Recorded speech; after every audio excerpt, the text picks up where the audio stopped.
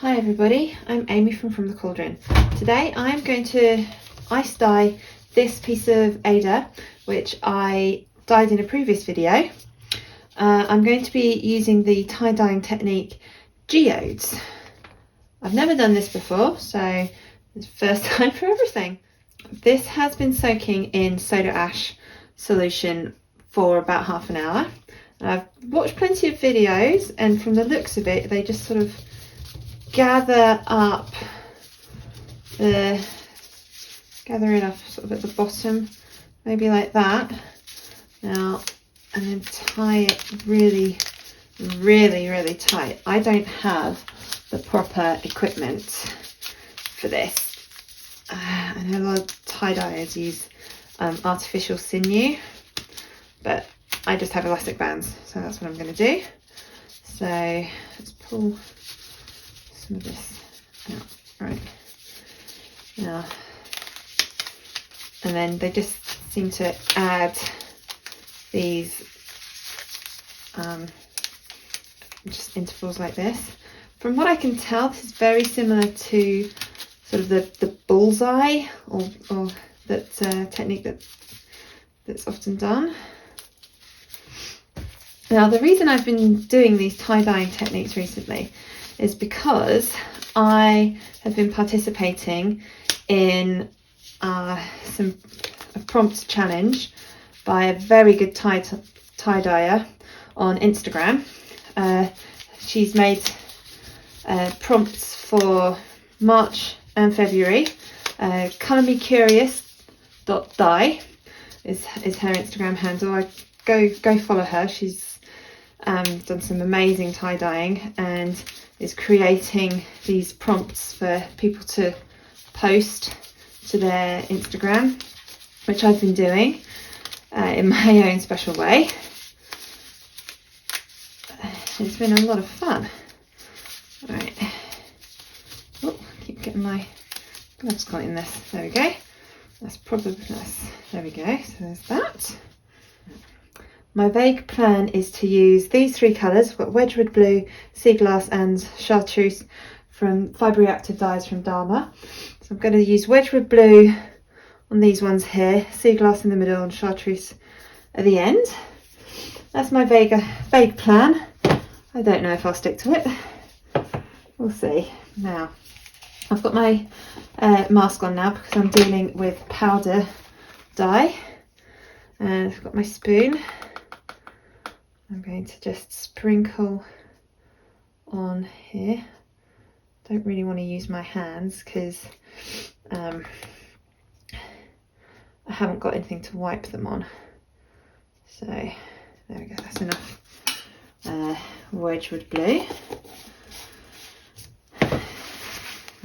Quickly wipe this because I don't want to contaminate my next one, which is Sea Glass, with that dye. So I'm going to put this just,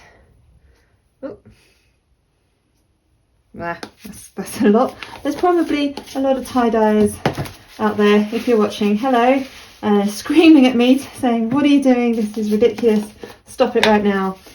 I'm sorry. I don't really know what I'm doing when it comes to tie-dye, but I love to experiment in my videos. If you've seen any of my videos, you'll know that I do love to experiment. There we go, and Chartreuse at the end. From everything I've read and everything I've seen, tie-dyers then sprinkle more soda ash on top.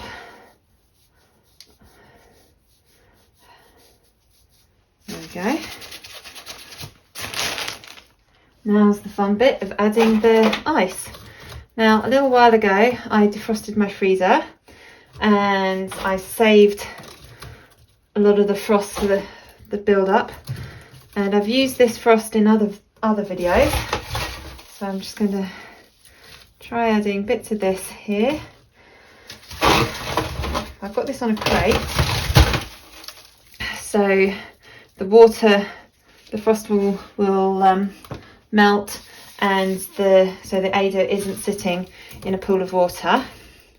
But I have put a little hand towel underneath just to catch that dye powder, because some powder's already gone through one down there.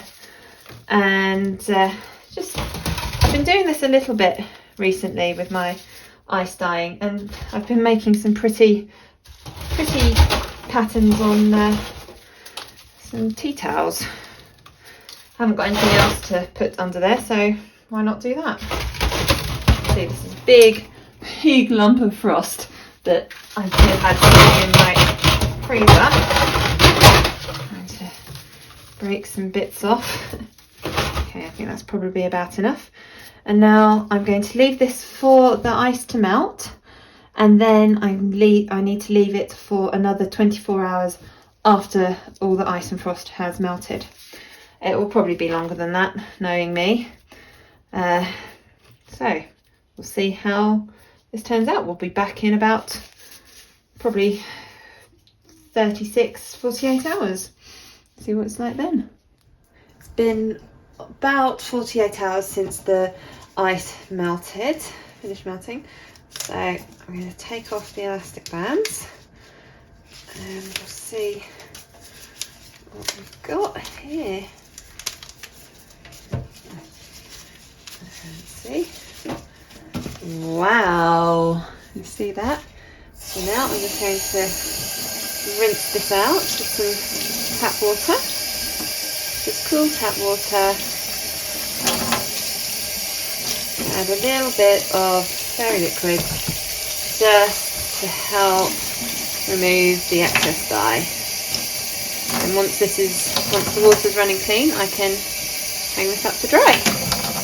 Now this is the little towel that I put in to catch the excess dye. So all I'm going to do is just pour out that little bit of excess dye, and I'm going to stick this in the washing machine on its own. And here is the finished geode inspired Aida. For my first attempt at making a geode, I don't think I did such a terrible job, considering I didn't have the artificial sinew which a lot of tie-dyers use to make the clear white lines in between each colour. But I'm pretty happy with how this has turned out. I love how the colours have worked together, and there is some beautiful breaking down here in this corner. Zoom in here, you can see the Wedgewood Blue has split, and you can see the pink that's in it. That's why I love that Wedgewood Blue, because it breaks so beautifully. And here is the tea towel that I put in the bottom of the tray just to catch the excess dye, just so that I didn't waste too much really. You can see the dark patches here and over here where the dye has fallen through and hit the tea towel directly. And then you've got all these lovely colours all around here, and the other side where it's all spread out a bit more. And again, that Wedgewood Blue has broken into the colours it's made of. I think it looks fantastic. So thank you very much for watching this video. I really hope you enjoyed it.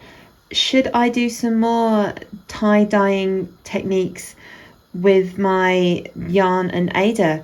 What do you think? Let me know in the comments. Should I try some more tie-dyeing techniques? Please click like and subscribe to my channel. I like to experiment and try different things, as this video has shown. I produce a new dyeing tutorial every Monday. So thank you very much for watching.